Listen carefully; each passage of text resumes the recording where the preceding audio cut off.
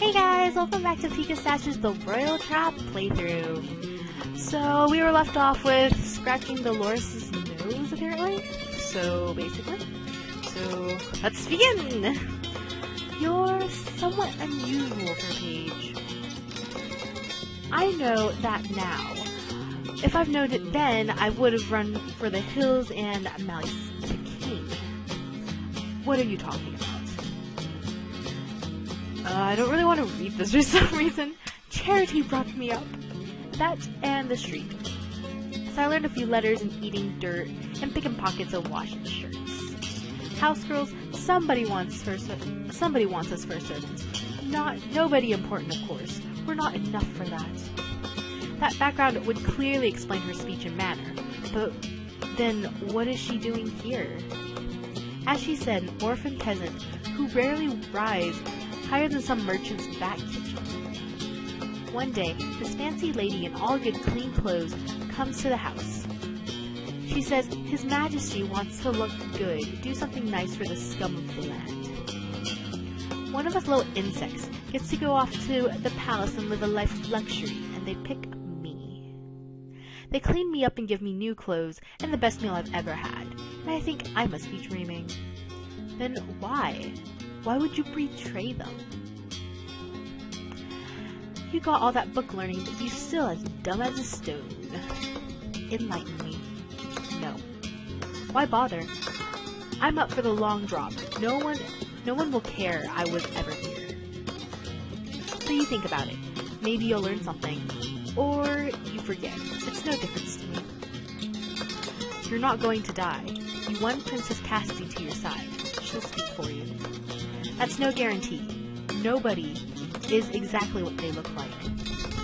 Perhaps so, but rarely is a seeming entirely false, and Cassidy has shown herself to be a forgiving soul. Dolores hooks her foot onto the base of a chair and pulls it away from the table and sits, still bound. She leans her head back, closing her eyes. What are you doing? She doesn't answer me. Fine. I suppose there's really not much that we have to say. She's rough and rude and manipulative and disloyal. We are too different to ever understand each other. I choose a seat where I can watch her at a safe distance and allow myself to relax. There is nothing to do but wait. At long last, the door is open. A stern-looking pair of guards march into the room. You are under arrest for the kidnapping and assault of Cassidy, Princess of Wellington. Madeline No, I didn't! Wait, what? This is a mistake, isn't it? It was Dolores. Aren't you supposed to be arresting her? No mistake. I glare at Dolores. Say something! She shakes her head. No surprise. Why would she incriminate herself? Will you come with us, or will we have to carry you? And what about her? None of your business, but she's to see the king for her reward. A reward? How is this possible? I don't know how she's done it. Somehow, someway, she played us all for fools. This isn't over. If you've harmed Oscar in any way, you will wish that they hanged you. That's enough out of you. Oh, that's so lame. I remember the scene, but okay. When I was a little girl, my favorite book was Tales of Spirits, a collection of stories penned by the late Countess of Barneville. Not all were about fairies or magic, but most were about adventure. Brave young shepherdesses fighting the wolves away from their flock, handsome tailors who won the hearts of lonely princesses, knights, and dragons. And then there were darker tales, the stories intended to frighten children into obedience. Those were the stories my mother read to me. There was the story of Tomba the Troll Slayer, who celebrated his victory over one monster with dancing and feasts, until he collapsed with exhaustion, and the troll's mate returned, cut off his head, and used it as a drinking cup. How gruesome! What the crap is this again? Or the two brothers who met a witch in the forest and promised to watch her chickens. One kept his promise, and the witch gave him a handful of jewels. The other was distracted and ran off to play, and the witch turned him into a slug and fed him to her birds. Or the story of Absteline, a little girl who fell down a well. Instead of using her wits, She cried and cried and cried, until at last she drowned in her own tears. These are the thoughts in my mind as I stand in the dungeons of the Palace of Glenor. I do not scream, because there is no one to hear me, no one who would make a difference. I do not cry, because there are better uses for my strength. Patience. Not escape. Not yet. I need to know more about what's going on here before I try anything along those lines. The guards may not be entirely incompetent, and a failed attempt would only land me in greater trouble. Therefore I wait, and I think about the mysteries I am faced with, and about revenge. Dolores. Who is she, really? Certainly not just an orphaned peasant girl. I recognized her earlier that she had to be someone's agent. But in all the confusion over Callum and Cassidy, I let that slip my mind. Weakness. I should have not been so distracted. And to think I almost felt sorry for her. But how did she do it? How did she turn the situation around so completely? Did she convince one of the others to betray us? Or did her mysterious benefactor step in to save her? Callum, Cassidy, Oscar. Where are they now? Are they alright? What are they doing? Do they know what has happened to me? Did one of them order this? What am I going to do? Man, I'm getting so into this, like reading. Wow. As dungeons go, my current environment is not so bad. It is certainly a far more pleasant place to be than the tunnels which Prince Callum led us through. The windows let in a bit of light and enough breeze to carry away the worst scents. I can even catch a few glimpses of green. The metal bars are strong and firmly set. This is not a way out. Since a hand can easily fit through these gaps, and that does present possibilities. Oh wow. Okay. The view behind me is less picturesque, but acceptable. I have a space to move around, and the bed is largely dry and relatively clean. The bed even comes with a rough blanket, and is more comfortable than what I slept last night. But now is not the time to sleep. I need to be ready to catch every clue, so that I can plan. So I'm going to save, because I'm pretty sure there's going to be a part where they tell you to pretty much choose, like who you're going to choose. So this path is what I would probably choose if I was actually Madeline, just because that's me. So it's so quiet in here. There's no one but me. What if no one ever comes? I am staying calm. I am prepared. I can't wait here forever. Oscar might be in trouble. I must do something.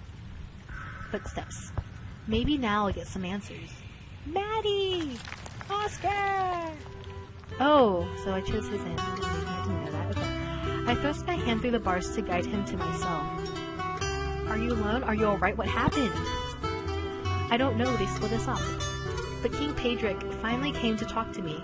And he starts saying that I've misunderstood the situation. Because of course Prince Callum didn't kidnap his sister, and apparently that servant didn't either. They're off limits. Saving face. Politics. Of course. Never mind that Prince Callum hated his parents enough to rob their treasury and kidnap his sister. Never mind that Princess Cassidy's life was in very real danger. Never mind that the king and queen have been mistreating their son and daughter for years, lying to them and keeping them apart.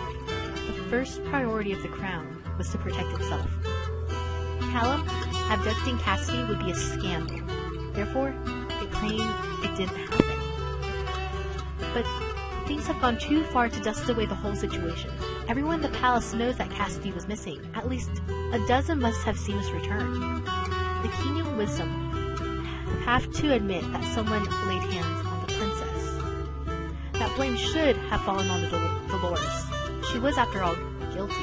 But for some reason, I cannot yet divine. It seems that the king has other ideas. They can't be blamed, so someone else has to. And that means you and I. Yes.